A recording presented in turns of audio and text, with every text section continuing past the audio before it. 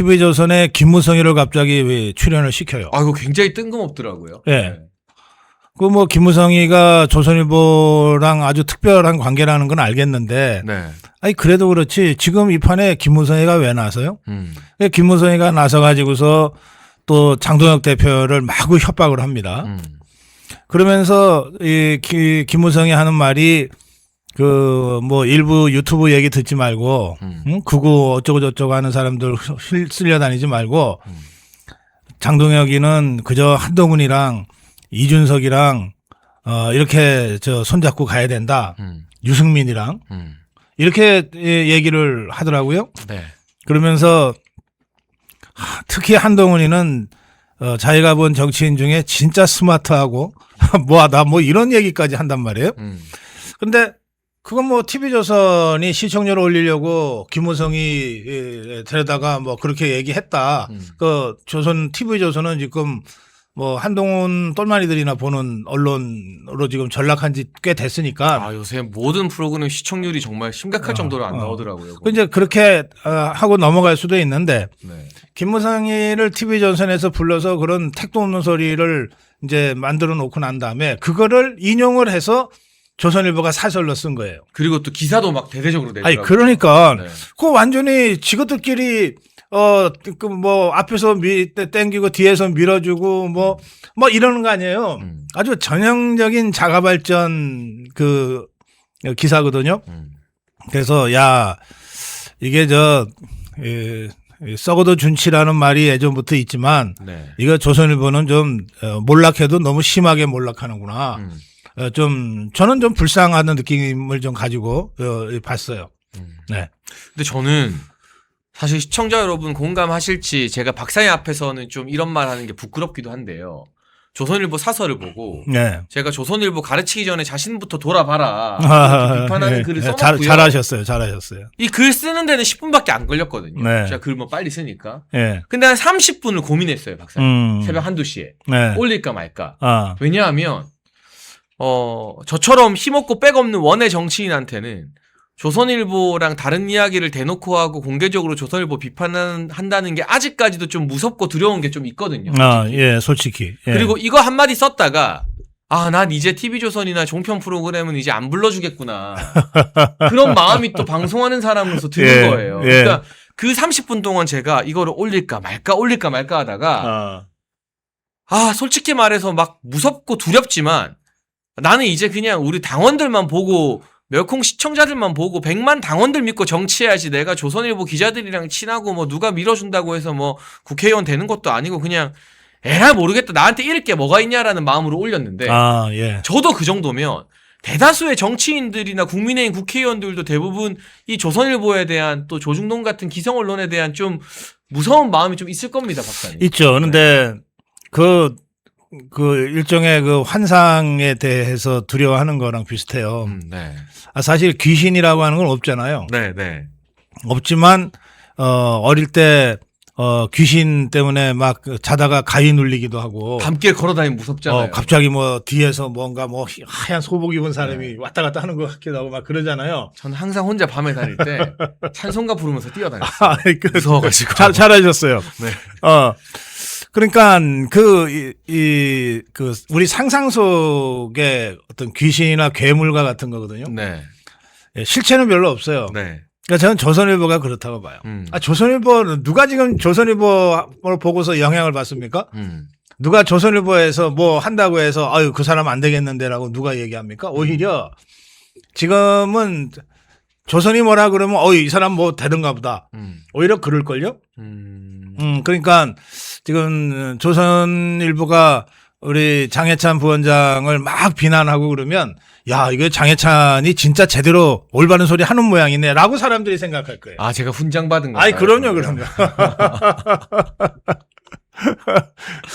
아니, 그리고 저는 무슨 생각이 드냐면 특정 언론이 예.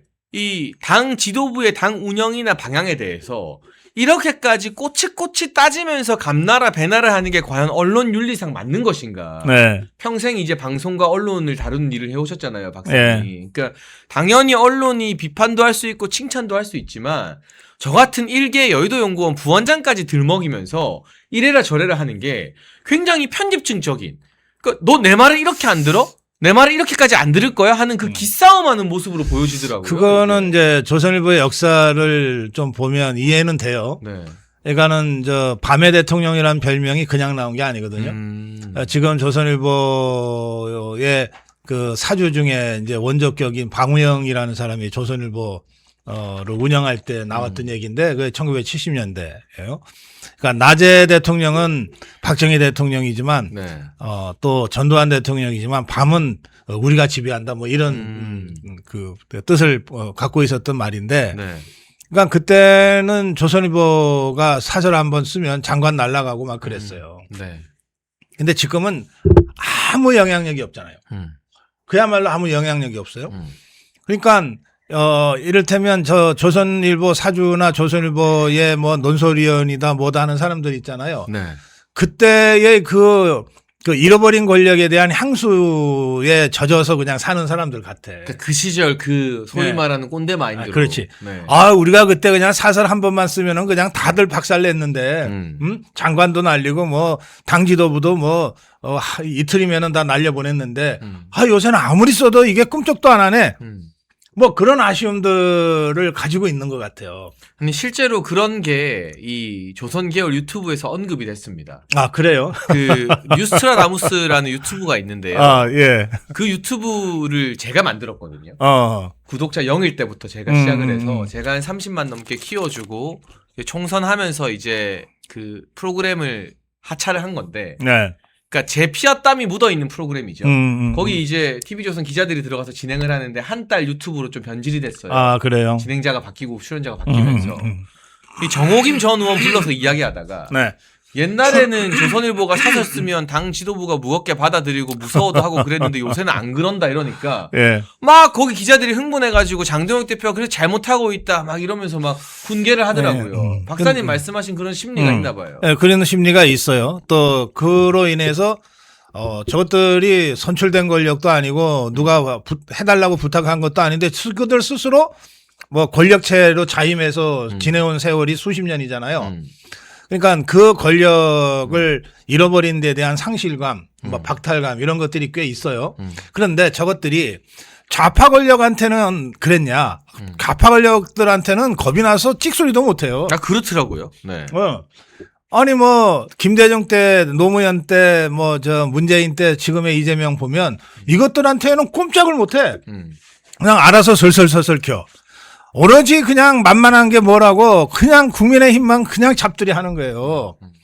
예, 그래서 저는 이 조선일보가 저러는 거는 일종의 훈장인데 그것도 뭐 명예로운 훈장도 아니야. 좌파랑 싸우다가 다쳐서 받는 훈장이면 명예롭긴 하지. 이거 뭐 별것도 아닌 것이 택도 아닌 것이 자꾸 그 딸이 붙듯이 하는 이런 거기 때문에 정말 신경 쓸 필요 없다는 것이고 한 가지 더 말씀드리면 뭐 그래도 좋아. 뭐 상실감 때문이든 박탈감 때문이든 뭐라고 하여튼 뭐 딸이 붙어서 뭐 훈수질이라고 하는 거 아니에요. 네. 그 말 중에 들을 만한 말이 있으면 듣겠어. 그 말 중에 들을 만한 말이 뭐가 있어요? 허건날 이자들도 똑같은 메뉴 아니에요. 중도가 중요해. 응? 그리고 중도가 중요해. 다 쓱까라. 부산말로. 이것도 쓱꾸고 저것도 쓱꾸고 다 쓱까라. 그래서 통합해야 돼. 네. 근데 이것들 하는 얘기를 가만히 들어보면 그러니까 결국은 한동훈이한테 권력 줘야 되고 유승민이 다시 복권시켜야 되고 뭐 이준석이 다시 끌어안아야 되고 이 말 아니에요. 그러니까 저는 그 중에서도 이해가 안 되는 게 네. 한동훈의 이 당원 게시판 여론 조작을 너무 가볍게 본다는 거. 그러니까 이게 한동훈이라서 지금 윤리위가 징계하겠다는 게 아니잖아요. 네. 아무리 우리가 한동훈이 눈에 가시라도 네. 여론 조작을 안 하고 당대표 때 증거인멸을 안 했으면 징계를 못 합니다. 그렇죠? 너 우리랑 생각이 다르니까 징계하겠다는 게 아니거든요. 그렇죠. 예. 근데 드루킹 때는 다 같이 거품 물고 그 여론 조작에 분노했으면서 이걸 단순히 가족이 그냥 대통령 욕점했다 정도로 치환시키는 건 알고 그러면 나쁜 거고 네. 이 사태를 모르고 그렇게 글 쓰면 게으르고 멍청한 거고요. 그렇죠. 왜 이 사안을 이렇게 축소시키는지 그게 이해가 안 되고 저는 통합 좋아해요, 박사님. 아마 여러분들이 모르겠지만 이 사석에서 기자님들 만나서 이야기하고 할 때 저는 이길 수만 있다면 영혼도 팔 수 있다는 주의자입니다. 근데 비빔밥을요. 당근이랑 육회랑 뭐 나물이랑 이렇게 해야 비빔밥이지. 제가 부산 사람이잖아요. 네. 돼지국밥에 케찹 뿌리면 그게 통합입니까? 그러니까 저는 그냥 묻지마 통합이 무슨 느낌이냐면 야 돼지국밥에 간장도 붓고 겨자도 넣고 케찹도 넣고 뭐 돈가스 소스도 넣고 그럼 그게 사람 먹을 음식이냐고요 그게. 그렇지. 그런 식의 어떤 통합을 막 주장하는 것 같아요. 그 사람 먹지도 못할 음식을 그냥 짬뽕으로 만들어 가지고서 통합이라고 했다가 대패했던 게 2020년 총선입니다. 그 황교안 전 네. 대표의 미래통합당이 그래서 이도 저도 아닌 네. 죽도밥도 아닌 게 됐잖아요. 뭐 제 가까운 친구긴 하지만 적어도 이 대목에 있어서는 황교안이 우리 자유파 정당 역사에 진짜 잘못한 일이에요. 아 근데 제가 또 황 대표님을 좀 변호해 주자면 네. 김형호라는 원로를 믿고 공관위를 맡겼는데 그렇게 자기 마음대로 공천을 마구잡이로 할 줄은 황교안 대표도 몰랐던 거죠. 어떻게 보면. 아니, 당 대표 그 지도자는 내가 잘 몰랐다. 내가 사기당했다. 이걸로는 변명이 안 돼요. 예. 하여튼 그건 2020년 총선에서는 황교안 대표가 입이 열이라도 할 말이 없어요. 하여튼 그건 그렇고 조선일보 얘기 한번 조금만 더 하면 네. 이게 지금 조선이 중심이 돼서 그 보수 위장 족벌 언론들이 계속 장동혁 대표를 이제 공격하고 협박을 하는데 그 출발점이 뭐냐면 네. 봐라 너네 당 지지율 20% 박스권에 gat혀 있잖아 이거잖아요. 네. 네. 그래서 제가 저희도 여론조사를 하거든요. 네. 이건 말이 안 된다 싶어서 진짜 그것들 얘기하는 대로 조사해봤어요. 네. 12월 한 달 동안 여심이에 등록된 여론조사를 보니까 한 40개더라고요. 그 40개를 다 봤어요. 진짜 많긴 많다. 네. 40개를 다 보니까 국민의힘 지지율이 20%대로 조사가 된 게 19개예요. 40개 중에 19개. 19개. 네. 네. 그다음에 다른 19개는 국민의힘 지지율이 30%대로 네. 발표가 됐어요. 이거 여심이에 다 있어요. 네. 다 언론을 통해서 보도된 거예요. 그다음에 2개는 40%대예요. 아, 네. 그리고 이 20%대로 조사 발표가 된 여론조사 19개 중에 네. 4개인가 5개는 갤럽, 네. 3개인가 4개는 꽃이에요. 네, 네. 아, 좀 굉장히 편향성이 있다고 생각을 할 수밖에 없는 거네요. 네. 반면에 30%대는 여러 여론조사 회사가 네. 나오더라고요. 제가 네. 처음 보는 여론조사 회사까지 포함해서. 그러면 20%대 박스권에 갇혔다로 시작하잖아요. 네. 이게 잘못된 거지. 이거 가짜지. 음. 20%대 박스권에 갇혀 있다고 하는 완전히 엉터리 가설을 딱 전제해 놓고 그런데 왜 이렇게 됐냐? 장동혁이 이 극우들과 어울려서 그렇게 됐다. 이걸 탈피하려면 극우와 절연해야 된다. 윤석열 대통령과 절연해야 된다. 그리고 중도로 나가서 이준석이 한동훈이 유승민이 오세훈이랑 손잡아야 된다. 이런 구도거든요. 그러니까 이 논리의 첫 번째 출발점이 되는 20%대 박스권에 갇혔다는 게 거짓말이에요. 팩트가 아니에요. 아니 12월 한 달간 제가 40개 여론조사를 다 조사를 했다니까요. 그러니까 이런 엉터리 뭐 좌파들의 선전선동은 원래 엉터리지만 그래도 보수를 위장한 족벌 언론들이 이렇게 엉터리 전제를 세워놓고 장동혁 대표를 그동안 몰아붙였던 거거든요. 그러니까 이런 것들의 허구를 이제는 우리가 완전히 좀 박살을 내야 됩니다. 그리고요, 얼마 전에 신년을 맞이해서 여러분 경향신문이 갤럽에 의뢰해서 조사한 게 있습니다. 네. 그 경향신문이 그 갤럽에 의뢰했어요. 근데 서울에서 내년에 야당 찍을 거냐 여당 찍을 거냐 물어봤더니 네. 야당이 더 높지. 44 나왔고요. 네. 여당이 33 나왔어요. 아니 그럼요. 그러면 그 사람들이 지금 국민의힘이라는 정당을 콕 집어서 호명할 때 응답이 떨어지더라도 네. 결국 야당 찍는 사람들이 뭐 조국혁신당 찍겠습니까? 그걸 야당으로 인지하겠습니까? 시간이 지날수록 그게 국민의힘으로 붙게 돼 있는 거거든요. 물론 우리가 더 열심히 해야 되고 또 우리한테 쓴소리하는 거 귀도 기울여야 되지만 너무 얼토당토하게 부산의 이성건 의원 전 이 사람 진짜 정신 차려야 될 요주의 인물이라고 보는데 자기 페이스북에다가 국민의힘이 받은 성적표 23.7%다. 그거 알고 보니까 뉴스토마토 여론조사예요. 가장 좌쪽이라고 알려져 있어요. 아마 그게 뉴스토마토가 어떤 데인지도 모르고 있을걸요. 그래놓고 뭐 1월 7일인가요? 8일에 여론조사 뭐 대표들 불러가지고 또 장동혁 대표 비판하는 행사 열겠다고 하고 그 이성건 뒤에 누가 있습니까? 저는요 박형준 부산시장 좋아해요. 비판 안 하고 싶어요.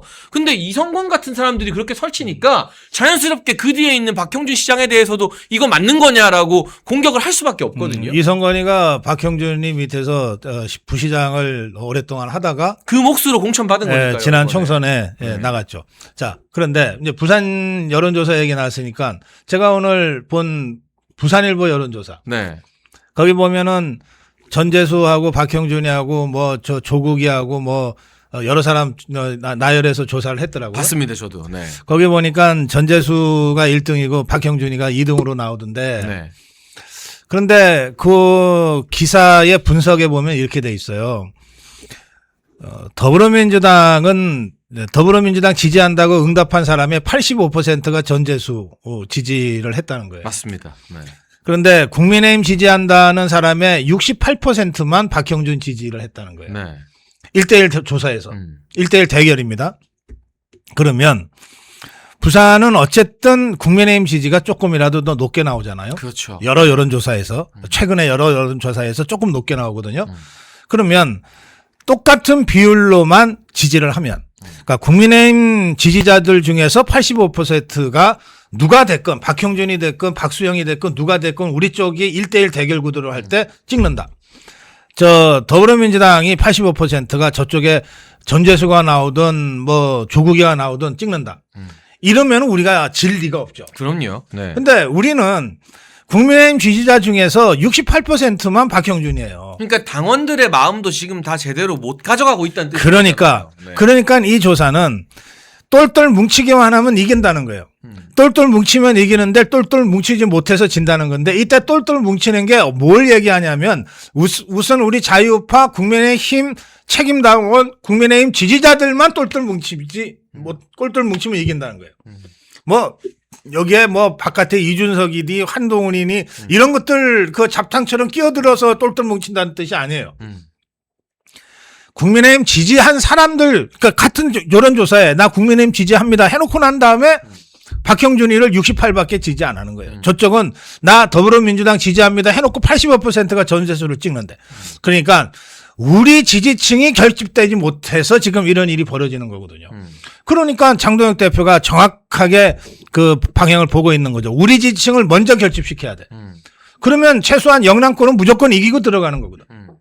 이걸 못하는 자가 박형준이다 이 말이에요. 그것도 못하는 자가 박형준이라는 거예요. 그래서 제가 여러 차례 말씀드리지만 서울의 오세훈이 또 부산의 박형준이 교체를 하면 우리가 이깁니다. 뭐 교체를 안 하면 져요. 제가 보기에. 교체를 안 하고 서울에 오세훈이 나가고 부산에 박형준이 나가면 집니다. 지금 조사들이 그렇잖아요. 근데 저 둘이를 교체하고 어떤 사람으로 국민의힘 책임당원이 일치단결해서 지지하고 우리 자유파 국민들이 일치단결해서 무조건 그날은 저 사람 때문에라도 투표장 나가야 돼. 이렇게 되면 그 사람이 누구든 일단 오세훈이 아닌 뭐 나경원이다. 뭐 박형준이 아닌 박수영이다. 무조건 이긴다고 저는 생각해요. 그러니까 이게 또 지방선거의 특징이라는 게 있잖아요, 박사님. 네. 쭉 여러분 몇 년 동안의 선거를 보면요. 대선에서는 평균 투표율이 한 75% 정도 나옵니다. 네. 총선은 한 65%가 투표예요. 네. 지방선거는요, 50% 초반 투표율이에요. 네, 50%. 지난번 지방선거도 50%예요. 그러면 뭐냐? 우리 층 지지자들이 똘똘 뭉쳐서 한 명이라도 더 투표하러 나가느냐 마느냐가 어느 때보다 중요한 선거가 이건 고정 지지층이 누가 더 투표장에 많이 나가느냐의 게임이에요. 그런데 당원들을 열받게 만들고 당원들을 무시해서 우리 당원들과 지지자들이 나는 좀 별로 안 내키는데 안 나가? 그럼 박살 나버리는 거예요. 그렇죠. 그러니까 이게 대선 전략과 총선 전략이 다르고 네. 또 총선 전략과 지선 전략이 다르거든요. 완전히 다릅니다. 투표율에 입각해서 보면. 네. 그러니까 그런 전략적 마인드 없이 그냥 지금 자기들 지지율 안 나온다고 자기들 시정에서의 긍정평가가 낮다고 이 호들갑을 떠는 것은 저는 굉장한 적반하장이라고 생각합니다. 그 정당 그 상대지수 조사가 있었잖아요. 갤럽에서 하죠. 네, 거기 보면 꼴찌가 박형준인가 그렇고 꼴찌에서 2등이 오세훈인가 그래요. 공동꼴찌입니다. 네, 둘 다 공동꼴찌예요. 근데 공개된 지표까지는. 네. 그러니까 이 상대지수는 뭐냐면 정당 지지율에 비해서 그 해당 단체장의 지지율이 얼마나 높으냐 또는 낮으냐거든요. 그러니까 오세훈이나 박형준이는 공동꼴찌라는 건 뭐냐면 국민의힘 덕분에 당선이 됐는데 제대로 활동을 안 해서 오로지 국민의힘에 부담만 주고 있는 사람들이다 이런 뜻이에요. 그래서 이미 몇 달 전에 그 국민의힘 지도부가 광역 단체장 그 11명. 네. 지금 이제 홍준표가 날아갔기 때문에 11명인데 11명 중에 20%. 그래서 2명 내지 3명. 최소 2명 또는 3명까지도 좀 컷오프를 해서 교체해야 되겠다. 뭐 공천혁명을 한다 그러면서 뭐 아무도 컷오프 안 하고 현역들이 그대로 공천받으면 그게 무슨 공천혁명이냐. 그렇게 얘기했을 때 그 기준에 딱 들어맞는 두 사람이 오세훈이 박형준이라고요. 그 오세훈이 박형준이를 교체하면 우리가 지방선거 대승합니다. 뭐 그런 여러 가지 안까지 저는 그리고 경선 과정에서 뭐 제가 지금 당직자로서 누구를 바꿔라 말아 할 수 있는 입장은 아닙니다만 경선 과정에서 굉장히 다이나믹한 반전과 이변이 있는 경선이 있을 때 관심이 또 국민의힘 쪽으로 집중될 것이다라는 생각이 좀 많이 드는 것 같습니다. 누구나 다 오세훈이는 공천 받을 거라고 생각하잖아요. 그리고 제일 상징성이 큰 데잖아. 바로 그 지역에서부터 아주 혁명적이고 충격적인 이 컷오프를 시켜서 모든 국민들이 야 이게 뭐냐, 야 장동혁이 대단하네.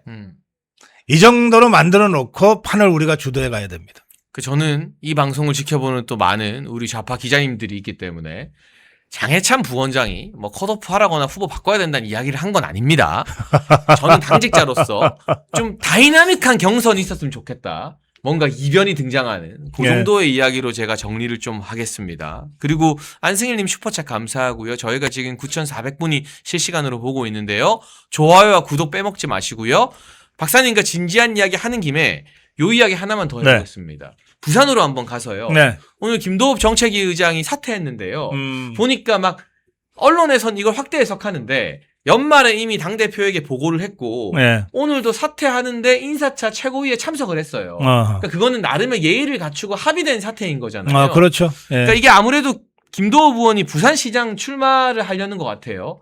부산일보 여론조사에서도 지지율이 꽤 나오고.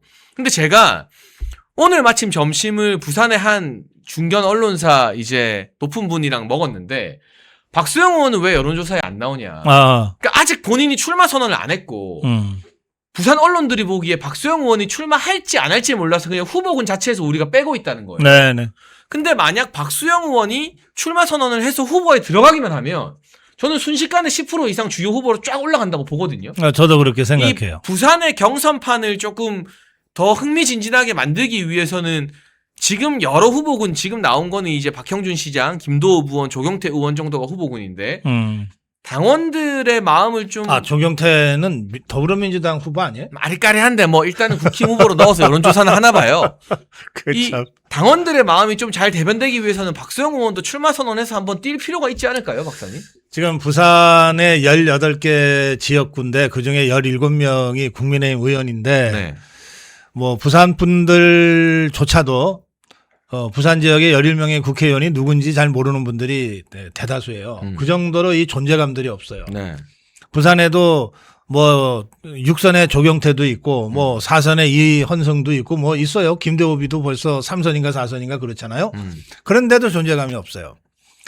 그러니까 이거는 부산 우리가 지난 총선 때 저도 지금 기억이 나네요.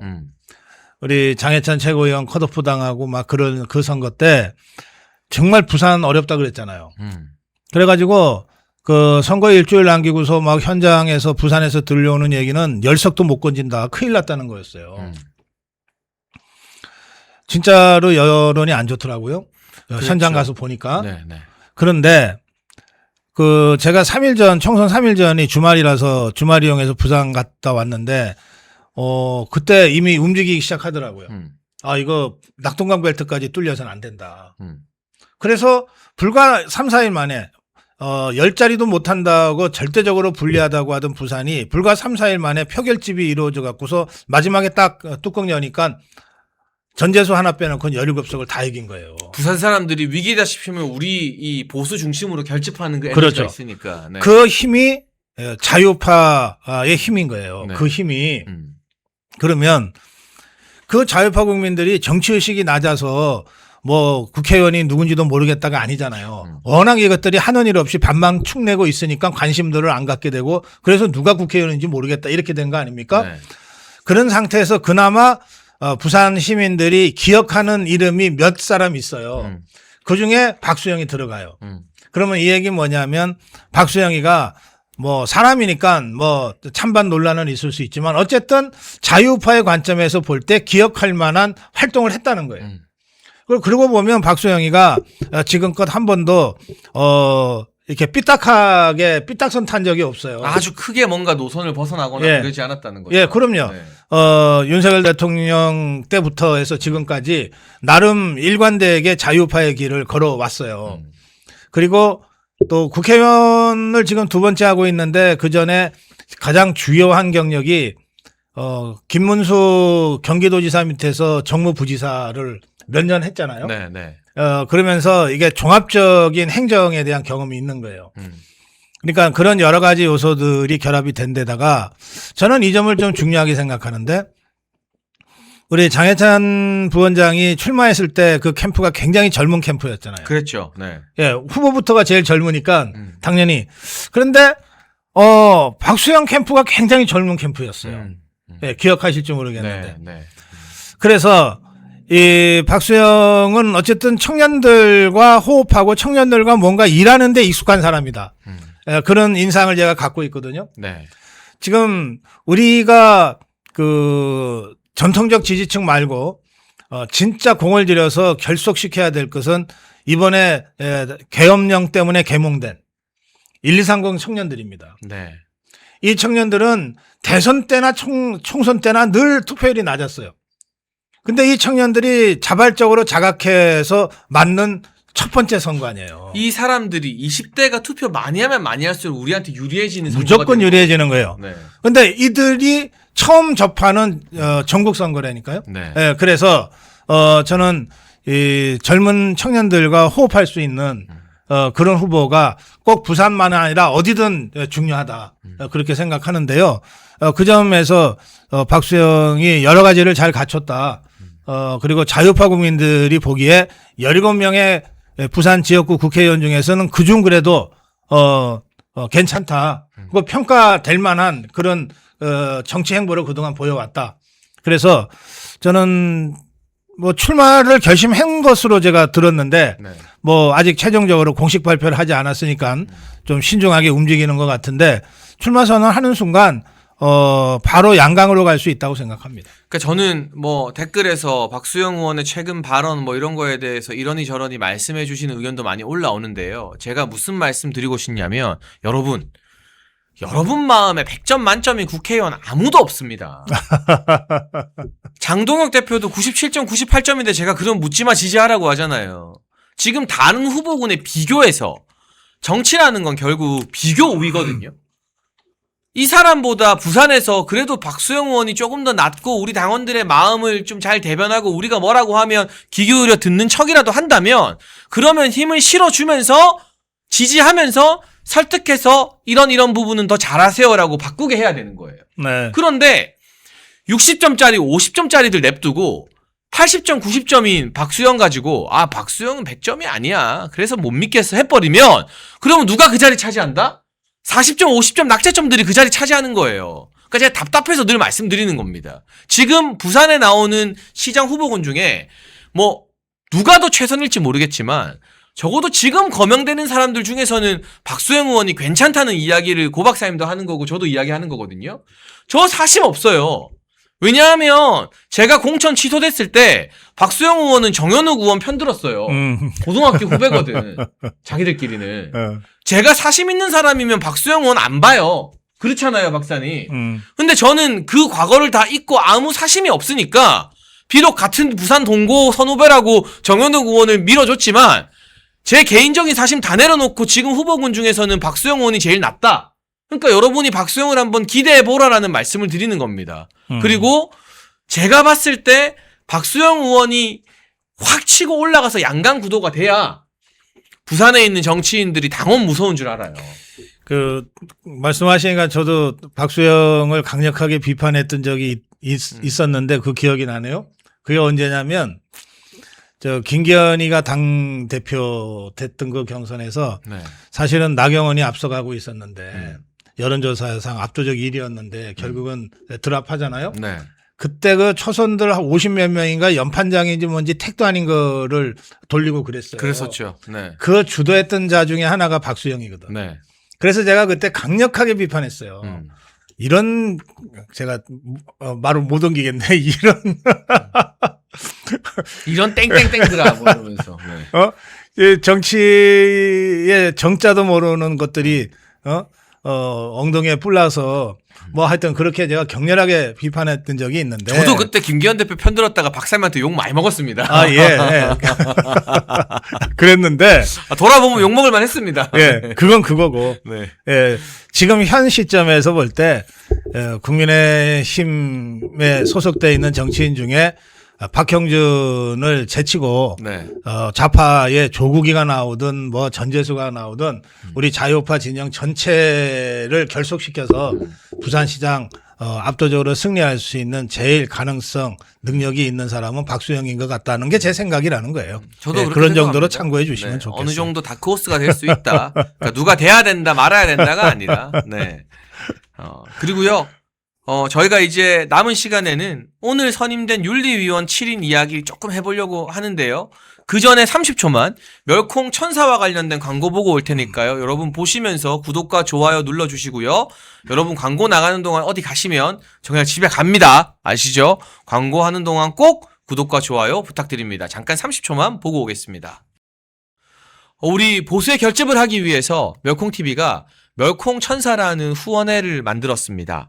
1,004명이 함께하는 멸콩TV 공식 회원 캠페인입니다. 행동하는 1,004명만 모이면 보수의 목소리는 절대 쉽게 흔들리지 않습니다. 가입은 채팅창에 올려놓은 링크로 가능하고요. 어려우신 분들은 010-9939-1144 이 전화번호로 멸콩천사 문자 보내주시면 저희가 어떻게 가입하는지 안내를 드리도록 하겠습니다. 말이 아닌 참여로, 행동으로 멸콩천사로 함께해 주시면 저희가 멸콩TV 제작하는데 정말 큰 힘이. 오늘 국민의힘 최고위에서 7명의 윤리위원을 선임했습니다. 그리고 장동혁 대표가 아주 과감한 결단을 내렸는데요. 위원장을 당대표가 찍는 게 아니라 위원들이 자연스럽게 결정해라. 아하. 그러면 그냥 당대표가 인정해 주겠다. 그만큼 윤리위의 어떤 자율성이나 독립성을 지금 존중해 주는 거잖아요. 아하. 그러니까 여기서 김종혁이든 한동훈이든 징계할 때 당대표가 지시했고 어쩌고 저쩌고 이런 논란을 차단하겠다는 굉장히 과감한 한 수인데 좀 어떻게 보십니까, 박사님? 그 대단한 자신감이네요. 그러니까 윤리위원장은 이제 당대표가 그동안 뭐 상고 처리를 해서 영입을 하면 네. 당대표와 아주 긴밀하게 협의해 가면서 이렇게 그 당무를 운영을 했거든요. 네. 그런데 이번에 이 7명의 윤리위원을 구성해 놓고 그 중에 누가 위원장이 되든 알아서 하세요 이거 아니에요. 네. 그럼 그 얘기는 뭐냐면 누가 되든 다 윤리위원장 깜이다 이 말이죠. 그리고 누가 되든 공정하게 윤리위에서 심의를 보면 당원들이 바라는 대로 징계 결과가 나오는데 문제가 그렇죠. 없을 거라는 자신감이 네. 있다는 거 아니겠어요? 7명 전원을 네. 다 윤리위원장을 해도 될 만한 사람들로 구성했다. 그런 자신감 아니에요. 네. 저는 누가 그 윤리위원인지 몰라요. 모르는데 장동혁 대표가 저 정도 자신감을 보일 정도면 뭐 나중에 이제 누군가 윤리위원장은 공개가 될 텐데 누가 돼도 윤리위원장 충분히 할 만한 사람들로 잘 구성이 됐겠다. 그런 좀 안심도 되고 그러더라고요. 근데 저는 이 과정에서 네. 굉장히 심각한 해당 행위와 어떤 범죄에 가까운 정원 유착이 일어났다고 보는데요, 박사님. 예. 원래 당무감사위도 그렇고 윤리위도 그렇고 위원장 말고 위원 명단은 비공개예요. 비공개하죠. 비공개가 원칙인 게 암병이나 사람들이 로비를 차단하기 위해서. 협박도 할 수 있고 로비도 그렇죠. 할 수 있고 예. 하니까. 그런데 7명의 명단이 오늘 문화일보에 공개가 됐습니다. 그래요? 그랬다가 문화일보에서 급하게 그 명단을 삭제하긴 했는데 이미 다 박제가 됐어요. 어허. 그리고 그 명단을 가지고 김종혁이나 송영훈 같은 친한계가 네. 벌써 페북에 글을 올리면서 이 사람은 이래서 문제고 저 사람은 저래서 문제고 막 윤리위원들을 공격하고 있어요. 혹시 거기에 내 이름은 없죠? 없습니다. 없습니다. 네. 근데 저는 이게 누가 비공개인 윤리위원 명단을 이현정의 문화일보에게 줬는가? 저는 예. 친한계와 이현정 커넥션이 이거 정원 유착으로 준 범죄 행위를 지금 저질렀다고 보는데 예. 이거 우재준 아니면 양양재 아니겠습니까? 그러겠죠. 그러니까 예. 이 절차에서부터 윤리위원 명단이 공개된 것 오늘 최고위에서 의결을 할 때는 명단을 최고위원들은 알 테니까 보여주니까. 그리고 이게 하필이면 이현종이라는 월급은 문화일보에서 받지만 한동훈 캠프 노릇하고 있는 인간이 버티고 있는 문화일보에 단독으로 나간 것. 네. 이거 다 지들끼리 짜고 차면서 벌써 윤리위원 공격을 하는데 예. 저는 살다 정당에서요. 국민의힘이나 민주당 포함해서 윤리위원들 몇 명 가지고 공격하는 집단은 또 태어나서 처음 봐요. 아니, 지금 아까 그 족벌 언론들이 참 불쌍하다. 어떻게 무너지는 게 저렇게 처참하게 무너지냐. 그런 말씀을 드렸는데 요즘 한동훈과 그 똘마니들이 하는 짓을 보면 조선일보 수준으로 아주 처참하게 무너져 가지고 좀 측은해, 불쌍해.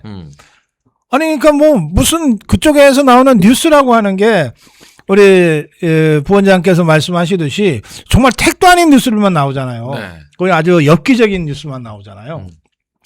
그래서 저는 한동훈이가 그 마지막까지 저렇게 발악을 하다가 보면 진짜 마지막이 아주 추하게 정리가 되겠다. 그런 네. 생각이 들어요.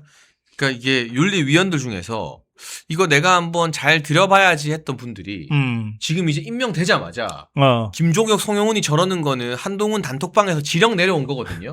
얘네가 지난 주말에는 장해찬 공격하라 저희가 TV 방송으로 지령을 내렸어요. 아하. 제가 페북에 그냥 김종혁 개망신을 주고 그냥 조용하게 시켰는데 이번엔 윤리위원들 공격하라는 지령이 떨어진 거죠. 아하. 그럼 이 위원들도 사람인데 친한계가 저렇게 자기를 공격하고 인신공격하면 좋은 마음이 들겠습니까? 그렇지. 이게 예. 판사 공격하는 거랑 똑같은 바보짓이에요, 사실은. 그러니까 재무도 파는 거라니까요. 그러니까 저것들이 워낙 이제 막판으로 몰려서 지금 김무성이도 그렇고 누구도 그렇고 보면 한동훈이가 그냥 내가 잘못했다고 사과하고 당에서는 징계 안 하는 식으로 좀 넘어가면 어떠냐 계속 이러고 있잖아요. 근데 사과할 기미가 전혀 없잖아요. 계속 분위기를 그렇게 몰아가고 있는데 한동훈이 계산은 좀 다른 것 같아요. 그러니까 이거는 곧 죽어도 지가 다음에 다시 당권도 잡고 또 대통령도 될 수 있다고 생각하면서 여전히 움직일 거예요. 네. 아니 계획은 누군들 못 세워요. 자, 그러니까 이 한동훈이 계산법으로는 일단 사과 한 번 하면은 완전히 꺾인다고 생각할 거예요. 사과 한 번 하면 그걸로 끝이다. 네. 그러니까 어떻게든 사과 안 하고 지금 버티려고 하는 거거든요. 그러다 보니까 자꾸 그 윤리위원을 공격하고 윤리위원 당무감사위원장을 공격하고 막 이러잖아요. 네. 그러니까 이게 그 권위와 정통성이 약한 당무감사위원장, 약한 윤리위원회라면은 아마 그 공격이 먹혔을지 몰라요. 그런데 이호선 당무감사위원장이 그 살아온 길이나 지난 1년여 동안에 우리 자유파 국민들한테 보여준 행동이나 또는 당무감사위원장을 하고 난 다음에 행동이나 이런 게 너무나 당당하고 아주 떳떳하잖아요. 네. 그러니까 공격하는 것들이 깨갱하고 스스로 자기가 쏜 화살에 지가 맞는 거거든요. 네. 지금 윤리위원회 공격도 똑같은 거예요. 그러니까 장동혁 대표가 윤리위원장을 지명 안 했다는 거는 그동안 당대표가 관행적으로 윤리위원장은 자기 사람 이거 포기했다는 거 아니에요. 포기하면서 누가 돼도 당헌 당규에 입각해서 원칙적으로 잘 처리할 거라고 하는 정말 끝없는 믿음을 당 윤리위원회에 보여준 거 아니에요. 네. 근데 누군지 모르지만은 그 사람들 입장에서 정말 한번 마음을 내서 그 국민의힘이 제대로 원칙에 맞게 당헌 당규에 따라서 좀 제대로 된 자유파 정당 하는 거를 일주하고 싶다는 마음으로 아마 승낙을 했을 텐데 이 사람들이 집에 막 나서려고 그러는데 웬 거지들이 와갖고서 구정을 부리고 도망간 거랑 비슷한 거거든. 네. 그러면 야, 이 사람들이 다시 집에 들어가서 다시 목욕하고 다시 옷 갈아입고 한번 보자 이것들아. 이러고 다시 나오지 않겠어요. 그렇죠. 예. 야, 이 한동훈 똘마니들 진짜 세상이 어떻게 돌아가는 줄 모르네. 그 이게 그냥 막장으로 가겠다는 건지. 저는 당무감사위원장 공격도 이해가 안 되지만 예. 윤리위원들이 뭔가 회의 한번 하기 전에 명단을 자기들끼리 유출해서 네. 그 명단을 가지고 이 사람들의 살아온 삶을 가지고 누가 누구 변호사였고 누가 뭘 했고 어쩌고 저쩌고 공격하는 거는 저도 재판 받아봤지만 2심에서 무죄가 나왔지만 내가 잘못이 있건 없건 판사님들 앞에서는 되게 겸허하고 낮은 자세를 취하는 게 그냥 사회의 상식인 거잖아요. 근데 거기 가서 판사한테 호통치고 소리 지르면 다 자기한테 더 불리한 결과가 돌아오게 되는 거거든요. 웬만하면. 어떻게 이런 정무적 판단을 가지고 이제까지 정계에서 활동을 하고 언론계에서 활동을 했는지. 그러니까 이렇게 됐지. 네, 좀 의아할 지경입니다. 네. 네. 그리고 제가 답답하실 우리 지지자 여러분께 설명을 좀 해드리면요. 예. 윤리위가 구성됐다고 해서 이번 주 다음 주에 바로 결과가 나오는 건 아닙니다. 그렇죠. 회의를 해서 이분들이 일단 위원장을 이번 주에 뽑을 거고요. 그리고 안건으로 김종혁 징계권과 한동훈 징계권을 심의할 겁니다. 그러면 절차적 정당성을 갖추기 위해서 한 번씩은 이 사람들을 불러야 돼요. 김종혁 나와서 소명해라. 한동훈 나와서 소명해라. 근데 제가 봤을 때 김종혁은 나올 거예요. 근데 한동혁은 지 성격상 기자들이 진치고 있으면 윤리위에 안 나올 가능성이 높아요. 자기는 소명할 거 없다 이런 식으로. 네. 근데 어쨌든 부르긴 한번 불러야 돼요. 그러면 나오든 안 나오든 그 부르는 주가 한번 끝나고 그 다음 주에 최종 징계를 할 수 있기 때문에 물리적으로 빨리 진행해도 한 3주 정도는 소요가 됩니다. 뭐 구정 전에 처리하면 되죠. 뭐. 그러니까 그 정도가 시간이 물리적으로 소요되고 절차가 필요하다는 거. 그래야만 나중에 또 이게 가처분을 가거나 법정에 갔을 때 시시비비에 시달리지 않는다는 거. 여러분이 또 막 언제 되냐 하실까봐 제가 그 절차가 있다는 걸 좀 설명을 해드리고 싶습니다. 네, 이거 절차가 있어요. 그리고 시간이 걸려요. 근데 그게 시작이 됐냐 안 되냐가 중요한데 이제 시작이 되는 거죠. 네. 네. 이제 이 열차는 출발했기 때문에 그 누구도 멈춰 세울 수가 없는 열차입니다. 여러분 1961년 1인당 국민소득 80달러, 지구상에서 가장 가난했던 대한민국을 경제대국으로 만든 구국의 지도자 박정희 대통령님. 국민이 잘 살고 잘 먹는 나라를 만들겠다는 일념으로 박정희 대통령께서 직접 집필한 전집 6권을 저희 멸콩TV가 새롭게 편집을 했습니다. 환신바이오 창립 8주년 기념으로요. 환신골드 한 세트 구매하는 고객께 이 6권이 있는 전집 한 세트를 특별 증정합니다. 아래 번호로 전화 주시고 건강도 챙기시고 박정희 대통령님 전집도 좋은 기회에 받으시면 좋겠습니다.